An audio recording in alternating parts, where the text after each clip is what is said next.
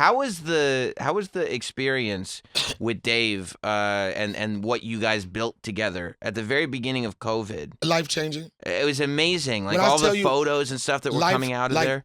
Life-changing, bro. Yeah. It made me say, Hollywood is overrated. Uh-huh. Fuck the business.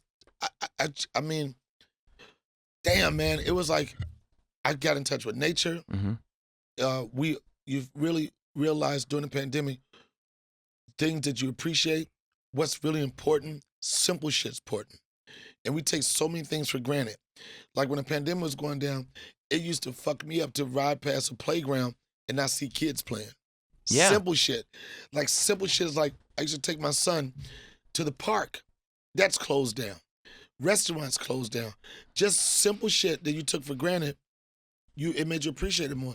And then when I was out in those cornfields, I was like this, life is simple. You don't need a lot. You don't need a lot.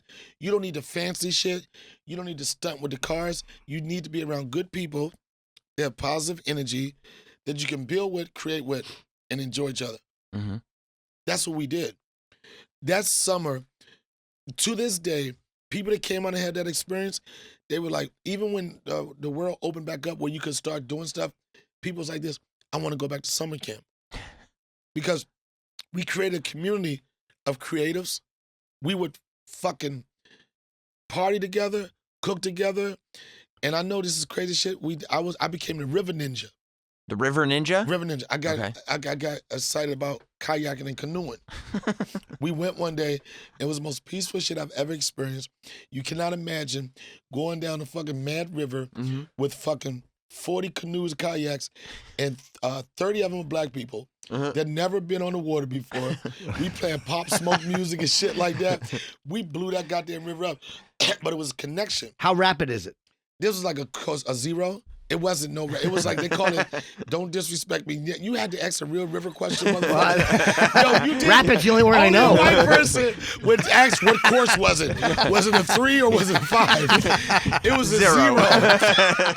And the water was like. It was a puddle. They told us, this is the disclaimer they did. My man Ted, he was like, if you happen to fall over, just stand up. That's how it was. But it was a peace. And then you realize that, like, you could, because at that time, we made Hollywood. We were doing stuff nobody was doing. We were ahead of rapid testing. Dave got money. So he found some kind of way, found a PCR machine that with 20 minutes results. Wow, PCR. He was one of the first people or organizations or anything that created a bubble. Yeah. It was for the NBA, for everything. He created a bubble. He told me, yo, Donnell, I want you motherfuckers to come out here and chill with me, but I got to get you niggas here corona-free. Right? Right? Like corona-free. This motherfucker, anybody you saw in those photos was flown in on a PJ. Wow. Yeah. Everybody that you saw in those photos, he flew in on jets. Like, it was like this. Okay, what time does the LA jet come in? What time does the New York jet, the DC? He went above and beyond for our safety and basically just to get his friends together to have a good time and party. How long would you guys stay out there? I stayed the entire summer. Wow. I tell you it was the best thing. Nothing else was open. It was the best shit for us to be able to have a bubble. And that's what made it so much special. We were doing everything when everybody was doing nothing. Right. You know, and like nobody was getting paid. We didn't have a problem. I was like this. We're staying like, we locked down all the Airbnbs out there to hotel rooms and shit. But when I tell you, for your mind, your mental, it was the best thing. I saw Saget get a new life out there. I saw the look in his eyes of like, oh my God. I saw the rebirth of his stand-up career. I saw fucking, what's the white dude Daily Show motherfucker? Jon Stewart? Jon Stewart. I saw him not performing for months come out there like, oh my God, like take a test, like I can hug you. You know what I'm saying? Yeah. I saw people, creative people that didn't have an outlet. I saw Darius Rucker come out there. I'm in the back of a goddamn pickup truck smoking a joint with him, singing the songs that he don't ever want to hear again. Yo, I'm over there like this. And when the sun comes out tomorrow, I'm seeing Darius Rucker like I haven't played it so long. We go to Dave's little like speakeasy spot. And he's like, I want to play so bad. I went to one of my friends. I'm like, that's in the music shit. I was like, I need a guitar. You got a guitar? Yeah, but it's in Yellow Springs. I'm like, motherfucker, we in Yellow Springs. Go get it. Darius Rucker wants to fucking play. He goes get it. And he puts it on the side. Then he go start talking to these bitches again. I was like, we need to get this shit tuned, right? Darius Rucker in the back. And he come out, and I bring him in. And the motherfuckers start playing, right? It's a small group of people. And there's some people talking in the background. Bah, bah, bah, bah, bah, bah. Dave had a couple drinks. He's on the fucking mic. I snatched the mic from Dave. I said, listen, motherfucker. I don't know any of you motherfuckers that have ever sold 25 million of anything. I was like, we are in the presence of a fucking legend. Whenever you think about him, I say, if you think your conversation is bigger than Darius Rucker giving us a little private concert, take that shit outside. Yeah, right. Some real shit. Yeah. You know how many white bitches I fucked off of Hold My Hand? I mean, it's got to be a lot. A lot. But that was my intro song. And people used to be engaged, right? And I used to come out there, when we were doing the whole Richmond tour, that was my intro song. So when we went out to Yellow Springs, we were doing the shows with Dave, I just brought the song back. So that's my song. And everybody's like, yeah, I wanna run. And a couple of guys here was like, yo, man, it would be so fucking crazy, man, if you got Darius Rucker out here. I'm like this, I can't do that. Just so happened at the time, Kate Quigley, good friend of mine, Yep. she was dating him. And I invited her out because one thing about the cornfield shows was that anybody I was close to, I would encourage them to come out there just to get away from the nonsense, just to feel the vibe. I was like, oh, you got to experience this. So I invited her out. She was like, yeah, maybe I'll bring my boyfriend. I was like, who's your boyfriend? She was like, Darius Rucker. I was like, ah. Yeah. I turned gay, so I was like, I want to run with you. Yo, right? And I said to her, I said, and I hold my hand. I was singing the lyrics, some of his lyrics to her. She thought I was hitting on her. She didn't know that I was singing the lyrics. I was like, yesterday. She was like, Donnell, I'm seeing somebody already. Right? So she invited Darius Rucker, and I'm geeking, bro. I was Darius Rucker in the late 90s. Darius Rucker. I'm geeking. I meet him, right? I'm like, oh, shit. And he's just so humble and cool. We're in the green room.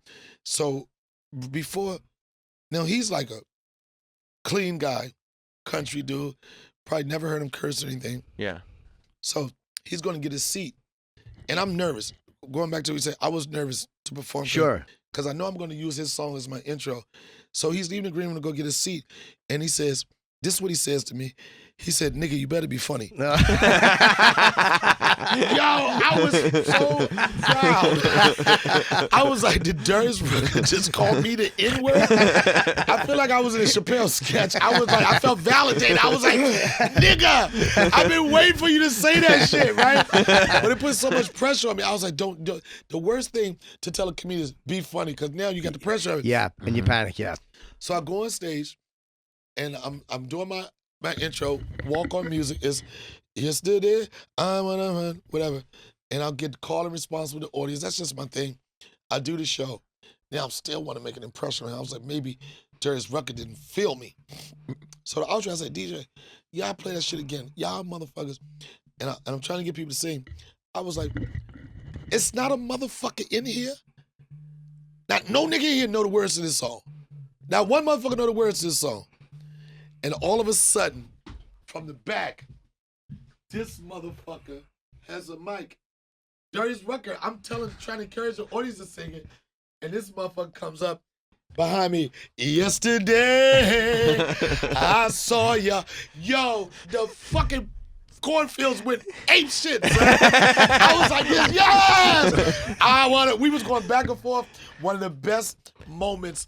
And I'm telling you, after that, I told everybody, I was like, I'm the shit.